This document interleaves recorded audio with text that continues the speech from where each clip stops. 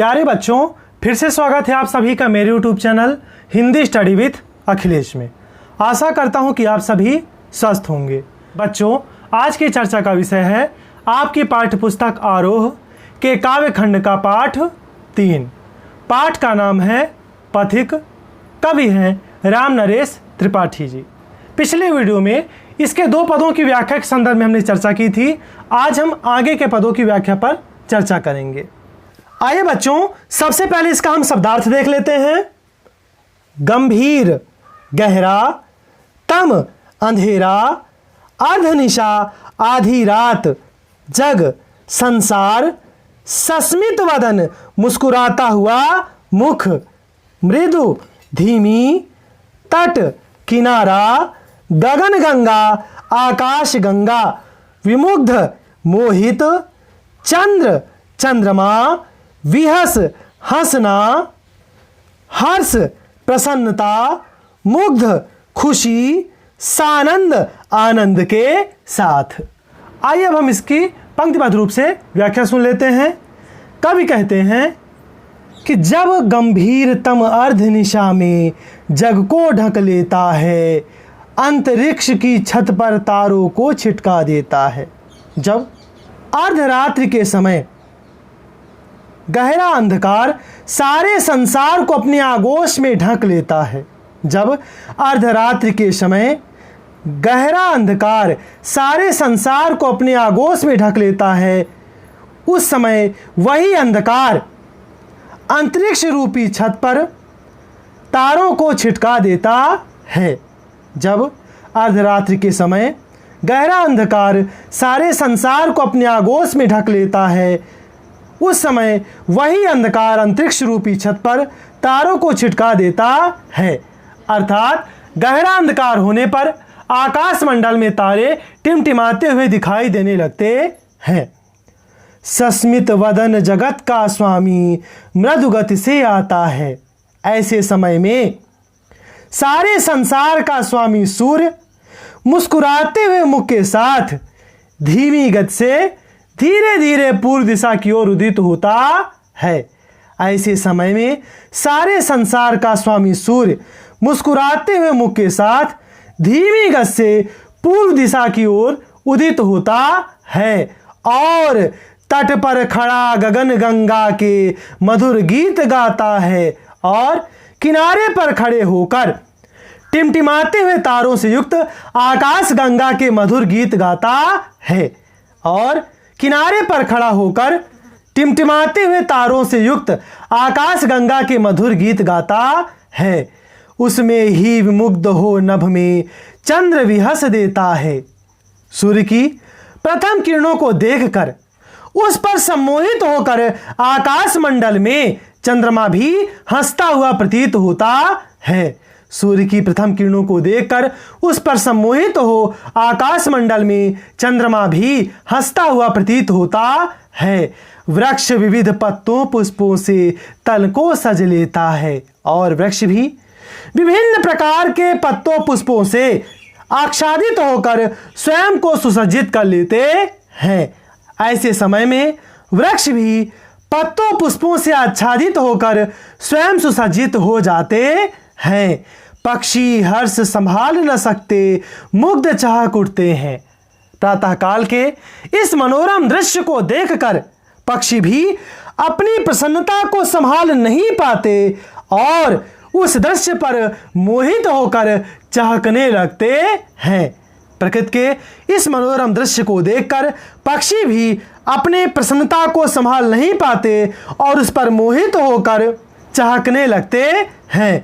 फूल सांस लेकर सुख की सानंद महक उठते हैं और पुष्प भी सुख की सांस लेकर आनंद के साथ महक उठते हैं और पुष्प भी सुख की सांस लेकर आनंद के साथ महक उठते हैं। चलिए बच्चों, अब हम इसका संकेत देख लेते हैं। संकेत कैसे लिखेंगे? सबसे पहले प्रारंभ के 2 शब्द अर्थात जब गंभीर, इसके बाद पद के अंतिम 2 शब्द उठते हैं। जब गंभीर डैश लगाने के बाद उठते हैं। इसका संदर्भ क्या होगा? संदर्भ सुनते हैं। प्रस्तुत पंक्तियां हमारी पाठ्य पुस्तक आरोह के पथिक नामक पाठ से ली गई है, जिसके कवि राम नरेश त्रिपाठी जी हैं। इसका प्रसंग सुन लेते हैं। प्रस्तुत पंक्तियों में कवि ने उषा काल के सुंदर दृश्यों के साथ साथ सूर्योदय के समय प्रकृति में होने वाले विभिन्न परिवर्तनों का सुंदर वर्णन किया है। आइए अब हम इसकी पूरी व्याख्या सुन लेते हैं। कवि राम नरेश त्रिपाठी जी कहते हैं कि अर्धरात्रि के समय जब गहरा अंधकार सारे संसार को अपने आगोश में ढक लेता है, तब अंतरिक्ष रूपी छत पर वही अंधकार तारों को छिटका देता है। अर्थात अंधेरा होते ही आकाशमंडल में तारे टिमटिमाते हुए दिखाई देते हैं। ऐसे समय में संसार का स्वामी सूर्य मुस्कुराते हुए मुख के साथ धीमी गति से पूर्व दिशा की ओर से उदित होता है और किनारे पर खड़ा होकर टिमटिमाते हुए तारों से युक्त आकाश गंगा के मधुर गीत गाता है। सूर्य की प्रथम किरणों पर सम्मोहित होकर आकाश में चंद्रमा भी हंसता हुआ प्रतीत होता है। ऐसे समय में वृक्ष भी विभिन्न प्रकार के पत्तों पुष्पों से आच्छादित होकर स्वयं सुसज्जित हो जाते हैं। प्रकृति के इस मनोरम दृश्य को देखकर पक्षी भी अपनी प्रसन्नता को संभाल नहीं पाते और उस पर मोहित होकर चहक उठते हैं। फूल भी सुख की सांस लेकर आनंद के साथ महक उठते हैं। आइए बच्चों, अब हम इसका विशेष देख लेते हैं। विशेष क्या होगा? पहला विशेष होगा संस्कृत निष्ठ खड़ी बोली का प्रयोग। दूसरा रस कौन सा होगा? शांत रस। अलंकार देख लेते हैं। अंतरिक्ष रूपी छत पर रूपक अलंकार है। यहां पर गगन गंगा के मधुर गीत गाता है। गावण की आवृत्ति हो रही है, अनुप्रास अलंकार का प्रयोग किया गया है। आइए अब हम अगले पद की व्याख्या देख लेते हैं। सबसे पहले इसका हम शब्दार्थ सुन लेते हैं। वन जंगल, उपवन बाग बगीचा, गिरी पर्वत, सानु समतल मैदान, कुंज लता समूह, आत्म प्रलय स्वयं को भूल जाना, तृण तिनका, तरु वृक्ष, नभ आकाश, किरण सूर्य की किरण, विश्व विमोहनहारी संसार को मुग्ध करने वाली, बानी वाणी, सुख कर सुख प्रदान करने वाली, अतिशय अत्यधिक। आइए बच्चों, अब हम इसकी पूरी व्याख्या सुन लेते हैं। कवि राम नरेश त्रिपाठी जी लिखते हैं कि वन उपवन गिरि सानु कुंज में मेघ बरस पड़ते हैं। जंगल, बाग बगीचे, पर्वत, समतल मैदान और लताओं पर जब बादल की वर्षा की बूंदें पड़ती हैं तो उस दृश्य को देखकर मेरा आत्म प्रलय होता है, नैन नीर झड़ते हैं। तो उस दृश्य को देखकर पथिक अर्थात नायक स्वयं को भूल जाता है और उसके नेत्रों से आंसू की धारा छलक पड़ती है। पढ़ो लहर तट तृण तरु गिरि नभ, किरण जलद पर प्यारी, लिखी हुई यह मधुर कहानी विश्व विमोहनहारी। ऐसे समय में पथिक अपनी सहचरी और सारे संसार से अपेक्षा करता है कि प्रत्येक लहर, किनारा, तिनका, वृक्ष, पर्वत, आकाश, सूर्य की किरण और बादलों पर प्रकृति के द्वारा लिखी गई इस मधुर कहानी को, जिसमें सारे संसार को मुग्ध करने की क्षमता है, उसे पढ़ो और आनंद को प्राप्त करो।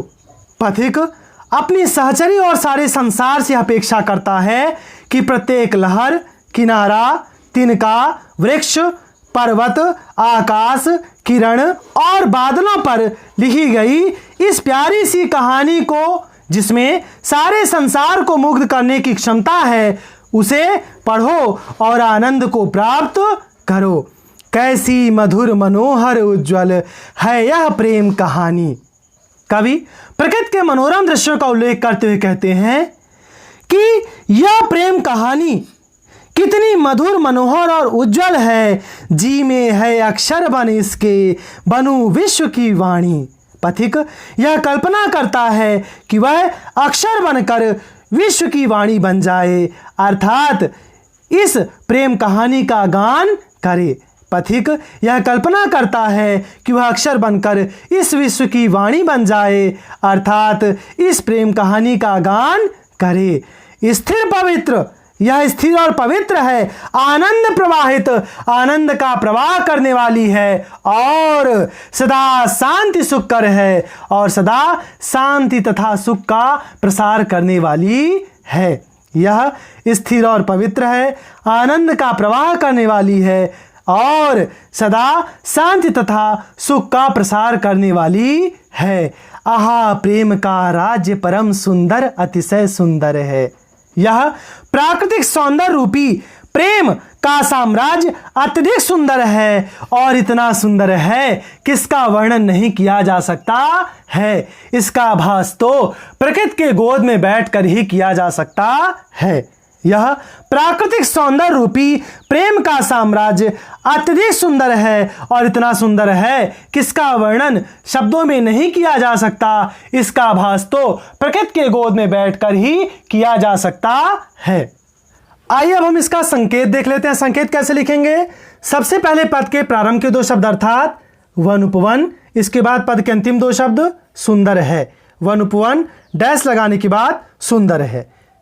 इसका संदर्भ पहले वाले पद की तरह है, अर्थात पूर्ववत ही रहेगा। प्रसंग बदल जाएगा। प्रसंग सुनते हैं। प्रस्तुत पंक्तियों में कवि ने दुनिया के दुखों से विरक्त काव्यनायक पथिक के प्रकृति के सौंदर्य पर मुग्ध होकर वहीं बसने की इच्छा की बात कही है। प्रस्तुत पंक्तियों में कवि ने दुनिया के दुखों से विरक्त काव्यनायक पथिक के प्रकृति के सौंदर्य पर मुग्ध होकर वहीं बसने की इच्छा की बात कही है। आइए हम इसकी पूरी व्याख्या सुन लेते हैं।